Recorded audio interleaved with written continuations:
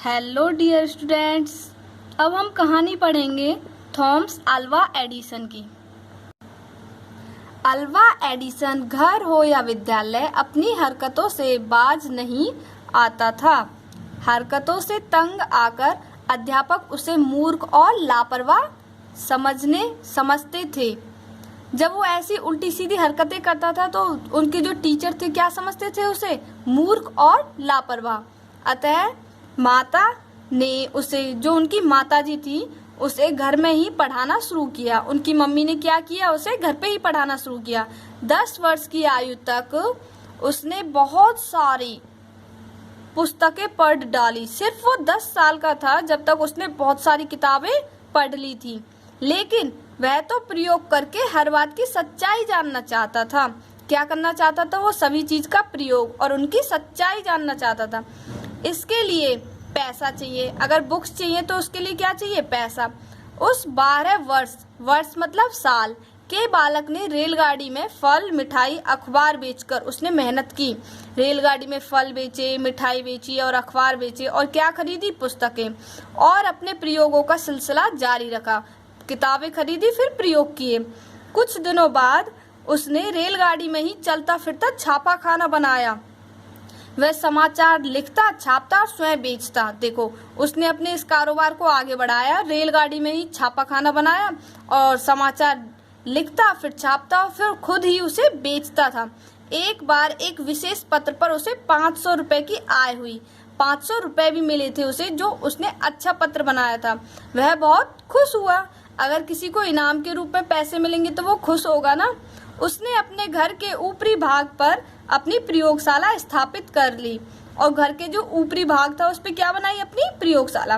Thomas Alva Edison ऐसी चीजें खोज निकालना चाहता था जिससे संसार भर के लोगों का जीवन अधिक सुखी हो। वह एक ऐसी कंपनी में गया जहां मशीनों से काम होता था। उसी दिन वहां की मशीनों में गड़बड़ी आ गई। क्या आ गई? मशीनों में गड़बड़ी। वहां के इंजीनियर भी इस गड़बड़ी को दूर नहीं कर सके। जो वहां के इंजीनियर थे वो गड़बड़ी उनसे दूर नहीं हुई।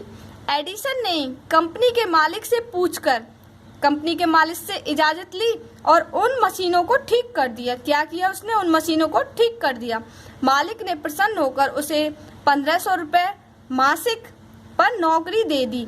1 महीने के उसे 1500 रुपए मिलेंगे और उसे नौकरी दे दी। और थोड़े ही दिन काम करके अल्वा ने अपना एक निजी कारखाना खोल लिया। निजी मतलब अपना था। उसने एक ऐसी मशीन बनाई जिसके लिए उसे 2 लाख रुपए मिले। कितने रुपए मिले उसे? 2 लाख। पहले 15 रुपए, फिर 1500, पहले 500 रुपए मिले थे इसे, फिर 1500 रुपए मिले और फिर कितने मिले? 2 लाख रुपए इसकी मेहनत से। इन पैसों से उसने मशीनें बनाने का एक नया कारखाना खोला। पहले मशीन बनाई और फिर उन पैसों से क्या खोला उसने? मशीन बनाने का कारखाना। इस कारखाने में एडिसन ने सबसे पहले ग्रामोफोन बनाया। क्या बनाया उसने? ग्रामोफोन। तो एडिसन ने ग्रामोफोन का आविष्कार किया। रिकॉर्ड की गई आवाज को ग्रामोफोन पर सुना जा सकता था। एक मशीन मनुष्य की आवाज में बोले, यह एक आश्चर्य की बात थी। एक मशीन जो मनुष्य की आवाज में बोलेगी तो ये तो बहुत आश्चर्य की बात थी।